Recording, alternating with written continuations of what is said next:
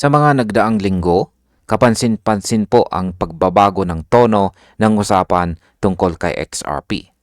Hindi na po siya basta tinitingnan bilang speculative crypto lamang, kundi isang asset na pinapansin na ng mga malalaking institution.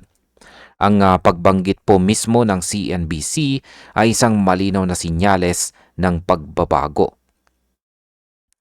Kapag ang isang asset ay napag-uusapan na sa traditional media, ibig sabihin lumalawak ang audience nito. Para po sa atin bilang mga traders, investors, at saka holders, mahalaga pong maunawaan natin na tayo po ang direktang apektado dito. Ang exposure na ito ay hindi po instant pump, ngunit indikasyon ng mas seryosong interest. Dito po nagsisimula ang shift mula crypto native hype papunta sa structured investment narrative. Kaya yan po ang siyang ating pag-uusapan sa video na ito.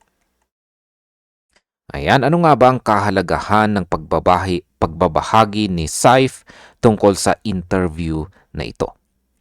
Ayan po, ibinahagi po ni Saif ang video, hindi lang para maghatid ng balita, kundi para ipakita po ang pagbabago ng perception or pananaw kay XRP. Ayon po sa kanya, ito ay parang turning point.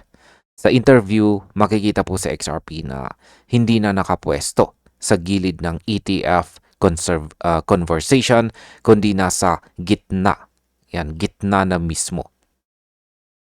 Ang ganito pong framing ay napakahalaga dahil binabago po nito ang pananaw ng mga institutions.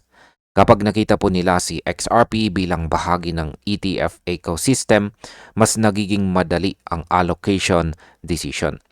Para po sa market, ito ay dagdag kumpiyansa.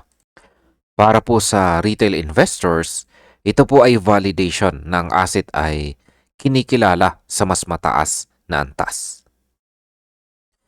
Ngayon ay bakit po ba pinili ng 21 shares sa XRP matapos po ang Bitcoin at saka Ethereum? Ayan, tinanong po ng host ng CNBC kung bakit XRP ang kasunod matapos po ang Bitcoin at saka Ethereum.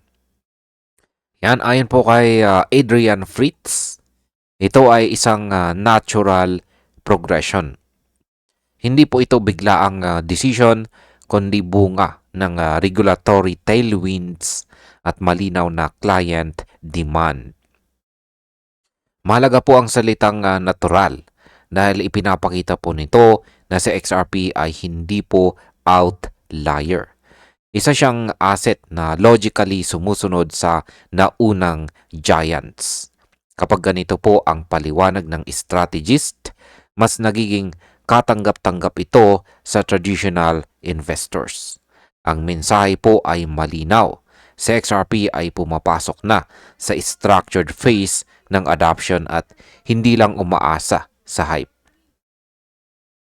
Ngayon ay ano po ba ang ibig sabihin ng paggalaw ng 21 shares sa long tail of crypto assets? Ayan. Binanggit po ni Fritz na gumagalaw ang 21 shares sa long tail of crypto assets. Ibig sabihin, unti-unting binubuksan po ang pinto para sa mas maraming digital assets. Sa prosesong ito, si XRP ang namukod tangi bilang next step. Hindi po ito basta ranking ng market cap, kundi pagsusuri ng usability demand at saka regulatory clarity. Kapag ang isang firm ay may global ETF experience, yan ay pumili po kay XRP. May bigat po ang mensahe nito. Para po sa market, ito ay senyales na si XRP ay handa ng i-package bilang mainstream product.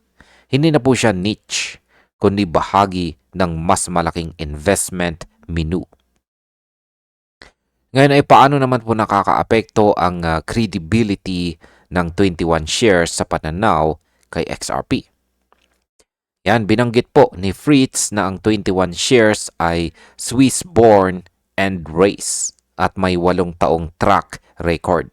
Ang ganito pong background ay mahalaga sa traditional finance. Kapag ang isang firm na kilala sa discipline at saka regulation ay nag-i-endorso ng XRP, tumataas po ang credibility nito. Hindi po ito marketing stunt, kundi reputational risk na pinag-isipan. Para po sa institutional clients, malaking bagay ang history at saka consistency. Ang pagdadala po ni XRP sa US market ay parang stamp of approval. Sa mata po ng mga investors, si XRP ay hindi na experimental. Isa na po siyang asset na kayang dalhin sa mas istriktong financial environment. Ngayon ay crowded na ba ang XRP ETF market gaya ng sinasabi ng iba? Ayan, tinanong din po sa interview kung crowded na ba ang XRP ETF space. Binanggit pa ang Canary Capital ETF bilang halimbawa. Ngunit malinaw po ang sagot ni Fritz. Ayon po sa kanya, maaga pa ang digital asset adoption. May sapat na espasyo para sa kompetisyon at paglago. Ang kompetisyon ay hindi po masama kundi nakakatulong sa innovation at liquidity. Para po sa mga investors, mas maraming pagpipilian, mas magandang access. Kapag dumami po ang produkto, mas magiging normal ang asset class. Para kay XRP, ito po ay positibo dahil pinapalawak po nito ang market depth at saka institutional reach. Ngayon ay bakit po ba mahalaga ang paglabas ni XRP sa CNBC para sa demand? Yan, ang paglabas po ni XRP sa CNBC ay naglalagay sa kanya sa harap ng mga traditional market participants. Ito ang mga taong bihirang tumingin sa crypto, Twitter o niche media. Kapag nakita po nila si XRP sa ganitong platform, nagbabago ang curiosity into consideration. Ang interview ay nagpakita kay XRP bilang investable asset sa loob ng established financial rails. Hindi po ito rebel asset, kundi integrated product. Kapag ganito po ang framing, mas nagiging madali ang institutional buy-in.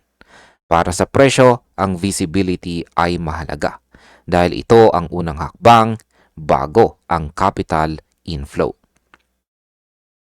At bilang panghuli ay ano naman ang aking masasabi tungkol dito? Sa aking pananaw, ang nangyayari po ngayon kay XRP ay simula pa lamang. Ang mainstream visibility ay hindi one-day event kundi proseso.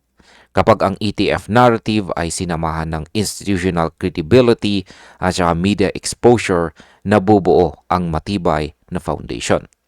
Hindi po ito garantiya ng agarang breakout, ngunit malinaw ang trajectory. Para po sa mga traders, maaaring may volatility. Para po sa mga holders at hodlers, mas mahalaga ang long-term positioning. Ang sinabi po ni Saif na nagsisimula pa lang ang season ni XRP ay may basihan.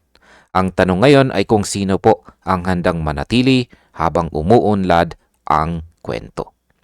At ayan, hanggang dito na lamang po tayo sa video na ito mga ka-crypto. Maraming salamat sa panunood.